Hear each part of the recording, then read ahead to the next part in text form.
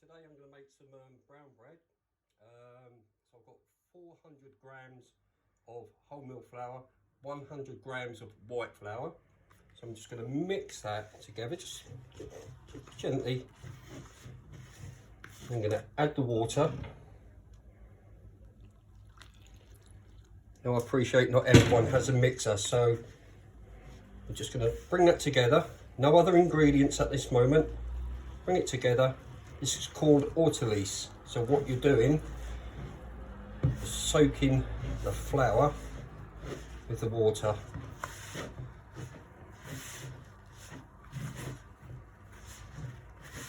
And then letting that rest just like that for maybe 20 minutes, half an hour.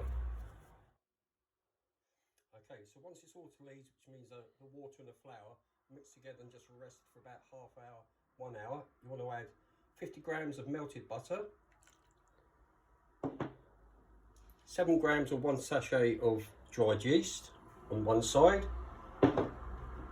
1 teaspoon of salt on the other side, 1 tablespoon of muscovado or brown sugar, and now the fun begins. So for those of you who haven't got a mixer at home, it can be done by hand. So just bring it together, bring it together, bring it together.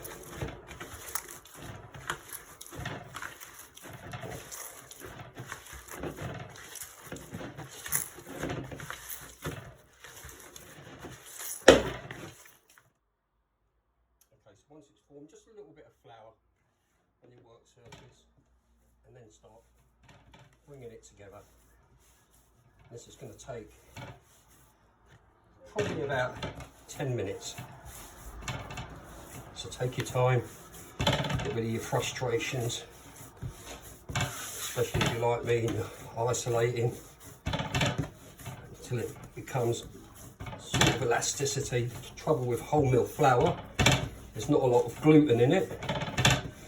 You just work it for about 10 minutes. Okay, so after about 10 minutes of moulding it, using your heels of your hands, the palms, pushing down, and you're doing this because you need to get gluten into it. And gluten, it gives it that elasticity, and you need it with wholemeal. That's why we've got white flour in it, because wholemeal on its own is not very tolerant. Once you get to that stage, you've got a nice dough, and as before, into your bowl, cling film,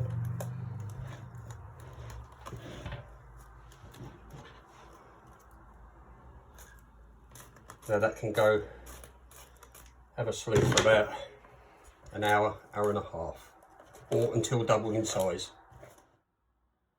Okay, so after an hour and a half of resting, this can come out now.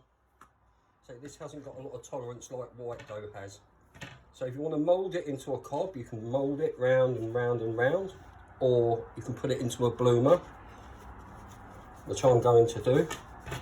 Press down, just oval shape. So it's like that. And bring from the top, press in with the thumbs. I know this looks easier than what it is, so bear with it.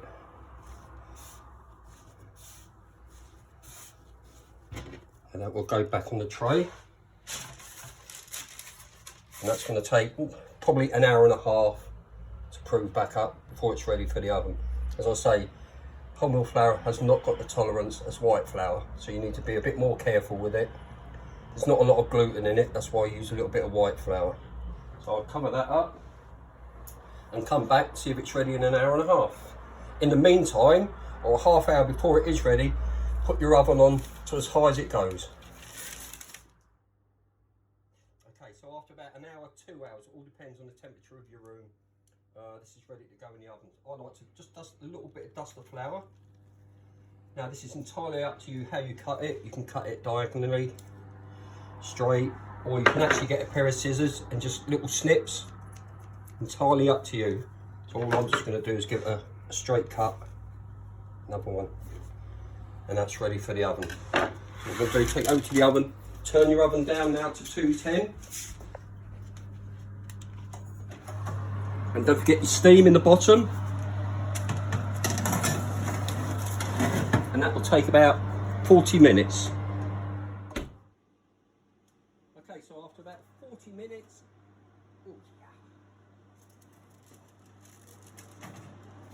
brown bread is done.